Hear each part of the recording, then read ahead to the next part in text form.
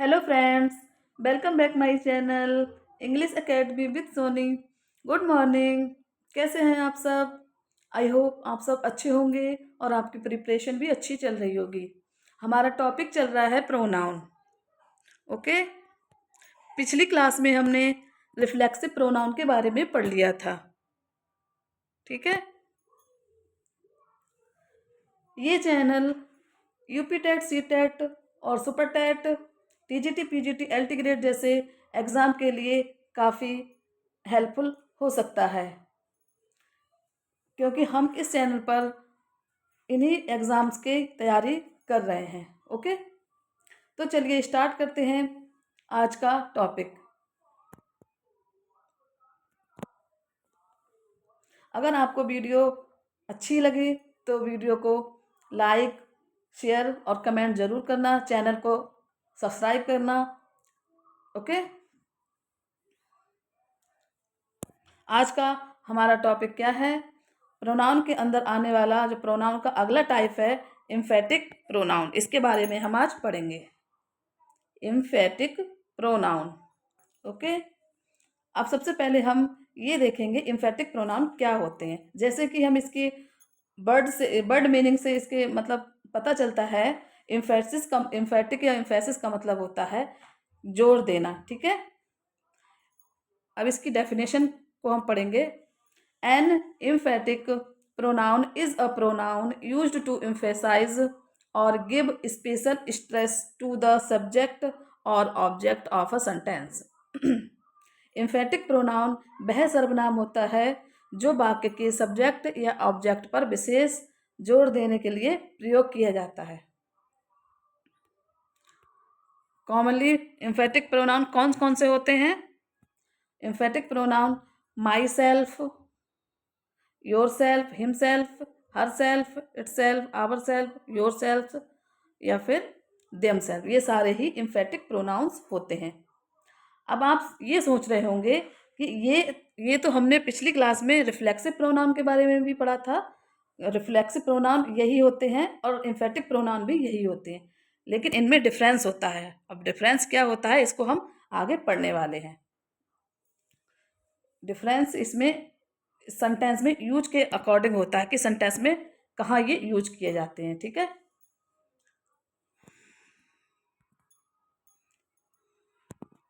Rule number 1 है इनका use, emphatic जो प्रोनाउन है इनका यूज सब्जेक्ट के तुरंत बाद किया जाता है। कब किया जाता है? सब्जेक्ट के तुरंत बाद किया जाता है इनका यूज। और जो रिफ्लेक्सिव प्रोनाउन होते हैं, हमने जो पढ़ा था पिछली क्लास में रिफ्लेक्सिव प्रोनाउन के बारे में, ये जो है ये किसी वर्ब के ऑब्जेक्ट की तरह यूज किए जाते हैं सेंटेंस में। वर्ब के ऑब्जेक्ट की तरह यूज किए जाते हैं। ठीक है, इसके एग्जाम्पल के थ्रू हम आगे समझेंगे किस तरह इनका यूज सेंटेंस में किया जाता है। इनका यूज सब्जेक्ट के तुरंत बाद करते हैं। Rule number 1। ओके, जैसे एग्जाम्पल दिया गया है, I myself completed the work. I myself completed the work, मैंने अपना कार्य खुद किया या स्वयं किया। ठीक है, अब इसमें जो सब्जेक्ट आई दिया गया है, सब्जेक्ट आई, इस पर इम्फेसिस किया गया है या जोर दिया गया है माई सेल्फ का यूज करके। ठीक है, माई सेल्फ का यूज करके इसमें जोर दिया गया है कि ये काम मैंने खुद किया, अपना काम मैंने खुद किया। ठीक है, ऐसे ही दूसरे सेंटेंस में दिया है, she herself cooked the food. She herself cooked the food. अब इसमें सब्जेक्ट सी है। अब सी सब्जेक्ट पर हर सेल्फ क्या है? एक एम्फेसिस मतलब जोर दिया गया है। ठीक है, कि सी मतलब उसने खाना खुद बनाया। सी सब्जेक्ट पर एम्फेसिस किया गया है। ठीक है, और इसका यूज हम सब्जेक्ट के तुरंत बाद कर रहे हैं सेंटेंस में। इसी तरह तीसरा सेंटेंस है, they themselves solve the problem. इसमें दे जो सब्जेक्ट दिया है इसके ऊपर एम्फेसिस किया गया है देमसेल्फ के द्वारा। ओके, दे सब्जेक्ट पर देमसेल्फ का यूज करके एम्फेसिस किया गया है, जोर दिया गया है। ठीक है, कि उन्होंने अपनी प्रॉब्लम खुद सॉल्व की है। ठीक है, उन्होंने अपनी प्रॉब्लम खुद सॉल्व की। पहला रूल तो इसका ये हो गया कि इसका यूज हम सब्जेक्ट के तुरंत बाद करते हैं। ठीक है, जो सब्जेक्ट पे जोर देने के लिए। अब सेकंड रूल इसका क्या होगा? सेकंड रूल होगा एम्फेटिक प्रोनाउंस का यूज प्रीपोजिशन के ऑब्जेक्ट के रूप में होता है। ठीक है, एम्फेटिक प्रोनाउन का यूज प्रीपोजिशन के ऑब्जेक्ट के रूप में होता है। जैसे example, he lives in the house by himself. He lives in the house by himself. अब ये बाय जो है, एक क्या है? प्रेपोजिशन है, और इसके ऑब्जेक्ट के रूप में हिमसेल्फ का या एम्फेसिस प्रोनाउन का यूज किया गया है। ओके, दूसरा सेंटेंस है we finished the project by ourself. अब इसमें भी बाय जो है क्या है? प्रेपोजिशन, और इसका ऑब्जेक्ट क्या दिया गया है? आवर सेल्फ, और ये एक एम्फेटिक प्रोनाउन है। ठीक, इसलिए हम कह सकते हैं एम्फेटिक प्रोनाउन का यूज पहले तो क्या कहते हैं, सब्जेक्ट पे जोर देने के लिए किया जाता है, सब्जेक्ट के तुरंत बाद। और दूसरा रूल है इसमें एम्फेटिक प्रोनाउन का यूज हम प्रीपोजिशन के बाद ऑब्जेक्ट के रूप में करते हैं। प्रीपोजिशन के बाद ऑब्जेक्ट के रूप में करते हैं। क्लियर?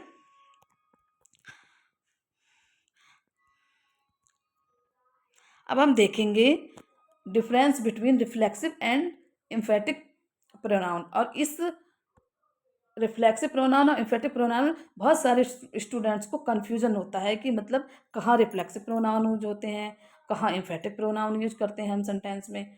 काफ़ी कन्फ्यूजन रहता है, और इन्हीं के अकॉर्डिंग मतलब एग्जाम में काफ़ी क्वेश्चन भी दिए जाते हैं, एरर दे दिए जाते हैं, गलत क्वेश्चन दे देंगे और उसी के फिर उसमें पूछ लेते हैं कि ये रिफ्लेक्सिव प्रोनाउन यूज किया गया है या फिर या एम्फेटिक प्रोनाउन यूज किया गया है। ठीक है, तो हम इसमें अब अच्छे से जान लेंगे और आपका कन्फ्यूजन बिल्कुल ही क्लियर हो जाएगा कि रिफ्लेक्सिव प्रोनाउन और एम्फेटिक प्रोनाउन में क्या डिफरेंस होता है। ध्यान से पढ़िएगा। रिफ्लेक्सिव प्रोनाउन का यूज वर्ब के ऑब्जेक्ट के रूप में किया जाता है। कब किया जाता है? जैसा कि हमने पिछली क्लास में भी पढ़ा था, रिफ्लेक्सिव प्रोनाउन का यूज वर्ब के ऑब्जेक्ट के रूप में किया जाता है। लेकिन जो एम्फेटिक प्रोनाउन है इनका यूज कब करते हैं? रिफ्लेक्टिव प्रोनाउन का यूज प्रेपोजिशन के ऑब्जेक्ट के रूप में किया जाता है। ठीक है, रिफ्लेक्सिव प्रोनाउन का यूज वर्ब के ऑब्जेक्ट के रूप में करते हैं, और एम्फेटिक प्रोनाउन का यूज वर्ब के प्रीपोजिशन के वर्ब ऑब्जेक्ट के रूप में करते हैं। ओके, जैसे ही enjoyed himself at the party. अब इसमें कौन सा वाला प्रोनाउन है? रिफ्लेक्सिव प्रोनाउन है या फिर एम्फेटिक प्रोनाउन है? इसमें जो हिमसेल्फ यूज किया गया है वो रिफ्लेक्सिव प्रोनाउन की तरह यूज किया गया है या फिर एम्फेटिक प्रोनाउन की तरह? इस सेंटेंस में जो हिमसेल्फ है ये रिफ्लेक्सिव प्रोनाउन की तरह यूज किया गया है। क्यों? क्योंकि ये वर्ब के ऑब्जेक्ट की तरह यूज किया गया है इसमें सेंटेंस में। ठीक है, ये वर्ब के ऑब्जेक्ट की तरह सेंटेंस में यूज किया गया है, इसलिए ये क्या है? Reflexive pronoun. अब दूसरा सेंटेंस है she herself cooked the food. अब इसमें क्या है? इसमें सी के तुरंत बाद मतलब सब्जेक्ट के तुरंत बाद एम्फेटिक प्रोनाउन का यूज किया गया है, या फिर प्रेपोजिशन के तुरंत बाद मतलब इसका प्रेपोजिशन के ऑब्जेक्ट के रूप में इसका यूज करते हैं। तो इसमें यही डिफरेंस होता है कि ये रिफ्लेक्सिव प्रोनाउन का यूज वर्ब के ऑब्जेक्ट में किया जाता है और एम्फेटिक प्रोनाउन का यूज प्रेपोजिशन के ऑब्जेक्ट के रूप में किया जाता है। ओके, अब आगे हम इसका अगला टाइप पढ़ेंगे प्रोनाउन का, रेसिप्रोकल प्रोनाउन। अब रेसिप्रोकल प्रोनाउन क्या होते हैं? रेसिप्रोकल प्रोनाउन के अंतर्गत हम दो प्रोनाउन का यूज करते हैं। पहला ईच अदर और दूसरा वन अनदर। किस तरह इसका यूज किया जाता है देखेंगे। ईच अदर का यूज टू पर्सन्स या टू थिंग्स के लिए होता है, लेकिन वन अनदर का use more than two person या थिंग्स के लिए होता है। ईच अदर का यूज कब करते हैं? 2 पर्सन्स या 2 थिंग्स के लिए, और वन अनदर का मोर देन 2 पर्सन्स या थिंग्स। ठीक है, चलिए एग्जाम्पल के थ्रू हम समझते हैं इसको।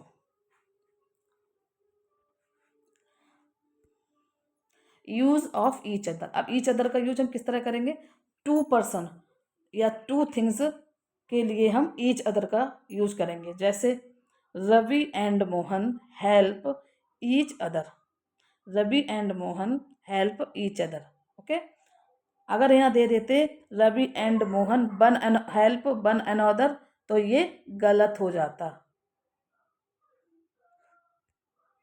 अगर यहाँ दे देते सेंटेंस में Ravi and Mohan help one another, तो ये सेंटेंस गलत हो जाता, क्योंकि 2 पर्सन या 2 थिंग्स में हम ईच अदर का ही यूज करेंगे, ना कि वन अनदर का। ओके, जैसे दूसरा सेंटेंस दिया है इसमें, 2 फ्रेंड्स रिस्पेक्ट ईच अदर। ठीक है, इसी तरह the 2 brothers hate each other. ठीक है, ईच अदर का प्रयोग कब करते हैं? 2 पर्सन या 2 थिंग्स के लिए ईच अदर का यूज किया जाता है। और 2 पर्सन या 2 व्यक्ति या 2 वस्तुओं से अधिक के लिए किसका यूज करते हैं? वन अनदर का। One another. The 2 students help the students help one another in the class. यहाँ 2 का यूज नहीं करेंगे, यहाँ एक 2 या 2 से अधिक व्यक्तियों की बात हो रही है। ठीक है, 2 या 2 से अधिक स्टूडेंट्स की बात हो रही है यहाँ पर, तो हम क्या करेंगे? वन अनदर का यूज करेंगे। वन अनदर का। क्लास में सभी स्टूडेंट्स एक दूसरे की हेल्प करते हैं। अब दूसरा है हमारा example, the players congratulated one another after the match. इसमें भी वन अनदर का यूज किया गया, क्योंकि यहाँ पर 2 या 2 से अधिक, 2 नहीं 2 से अधिक प्लेयर्स की बात की गई है। 2 से अधिक प्लेयर्स की बात की गई है। इसी तरह they all gave evidence against one another. इसमें भी 2 से अधिक व्यक्तियों की बात की गई है, दे आल। ठीक है, इस तरह आप समझ गए होंगे कि ईच अदर का और वन अनदर का यूज सेंटेंस में किस तरह किया जाता है।